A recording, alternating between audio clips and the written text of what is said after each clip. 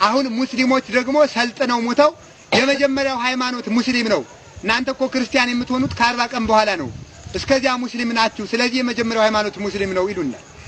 ለዚህ መልስ ልስጣችሁ እኛ እስከ 40 ቀናችን ድረስ ወንዶች ቤተክርስቲያን ሄደን ክርስትና የማንነሳበት ምክንያት እስላሞች ስለሆን አይደለም ግልጽ ነው አይደለም እስላሞች ስለሆን አይደለም እንዴት አንድ ሴት ከፈሳሽ የምትነጻው ወንድ ከወለደች በ33ኛው ቀን በስንተኛው ቀን ነው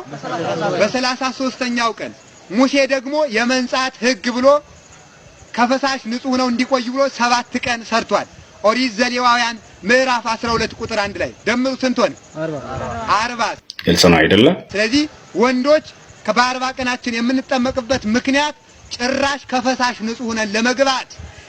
የጌታ ደም በሚፈስባት አማናዊ በግ ኢየሱስ ክርስቶስ በሚፈተትባት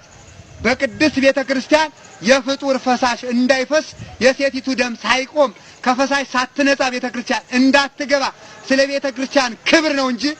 ሙስሊሞች ስለሆነ አይደለም የክርስቲያን ልጅ ክርስቲያን ነው ግልጽ ነው አይደለም ገብቷችኋል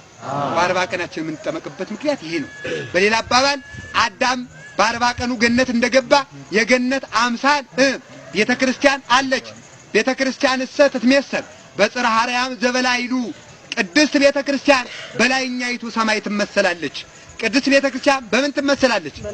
በላይኛይቱ ሰማይ በጽርሐ አርያም ትመሰላለች ይላል ስለዚህ ገነት አዳም በ40 ቀኑ እንደገባ እኛ ደግሞ አማናዊት ገነት ከተባለችው የሰላም ከተማ ከሆነችው የብርሃን ምሰሶ ካላት ጌታችን ኢየሱስ ክርስቶስ ነቢያት ሐዋርያት ሰማዕታት ጻድቃን ደናግል መነኮሳት ካህናት ዲያቆናት አጻዋዮት አናጉንስጢስ መዘምራን ቅዱሳን በሙሉ አበውና እመው ያሉባት ከዚህች ቦታ ለመግባት በገነት አምሳል የግድ 40 ቀን መጠበቅ ስላለብን በዚህ ምክንያት እኛ በ40 ቀን እንጠመቃለን ማለት ነው ግልጽ ነው አይደለም ግልጽ ሆነላችኋል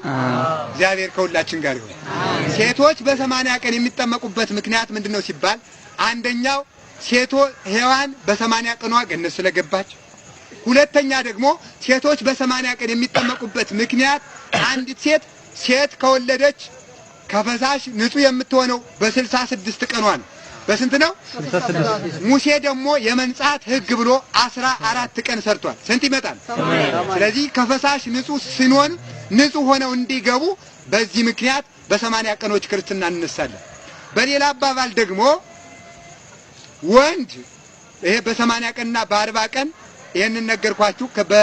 ከፈሳሽ ንጹህ ነን ቤተክርስቲያን ለመግባት እስከዚህ ድረስ ከሰማን አንዲት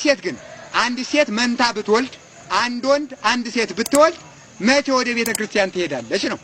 ይሄንም ጥያቄ ልንገራችሁ ፈልጉታላችሁ አይደል እግዚአብሔር ልቡናን ይስጠን አሜን ይሄ የሆነበት ምክንያት ይሄም የሆነው እንዴት ነው ሲባል ወንድ ከወለደች ወንዱ በሞግዚት ይጠመቃል በምን ይጠመቃል በሞግዚት ማለት በሌላ በእህቷ ባክስቷ በጎረቤት በሌላ ሴት ታዝሎ ሄዶ ይጠመቃል ለምን እሷ ስለ ሴቲቱ ምክንያት 80 ቀን መጠበቅ ስላለባት ማለት ነው ስለዚህ እሷ በ80ኛይቱ ቀን ሴቷን ልጇን አዝላ ሄዳ ትጠመቃለች ወንድኛው ልጅ ግን በሞግዚት ይጠመቃል ማለት ነው ኢየሱስ ክርስቶስ በእውነት ኃጢያታችን አጠበልን ክርስቲያኖች ደስ ሊለን ይገባል በልቡናችን ንጹህ መንፈስ ተስሎብናል እግዚአብሔርን የመምሰል ኃይል ተሰጥቶናል ዛሬ በእውነት አንዳንድ ወጣት ሴቶች ፈረንጅን ለመምሰል በቴሌቪዥን መስኮት የሚያያቸውን ሴቶች ለመምሰል ልብሳቸውን አሳጥረው ከመታጠቂያቸው አድርሰው ቆንጠል እያሉ ነው እግዚአብሔርን መምሰል ለእናንተ በቂ ነው ፈረንጅ መምሰል እንስሳትን መምሰል አያስፈልግም እግዚአብሔርን መምሰል በቂ ሀብት ነው በቂ ሀብት እግዚአብሔርን መምሰል ትልቅ ሀብት ነው አይደለም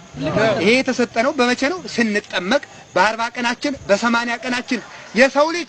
ሲጠመቅ አዲስ ይሆናል ዮሐንስ አፈወርቅ እንዳለ ነገ አዲስ ሆናችሁ ትሄዳላችሁ አዲስ ልብ አዲስ ጆሮ ይዛችሁ ይሄንን ስትሄዱ እናንተ መልካም ትሆናላችሁ ትጋታችሁ ግን የዝንብ ትጋት እንዳይሆን መጠንቀቅ ይገባል ግልጽ ነው አይደለም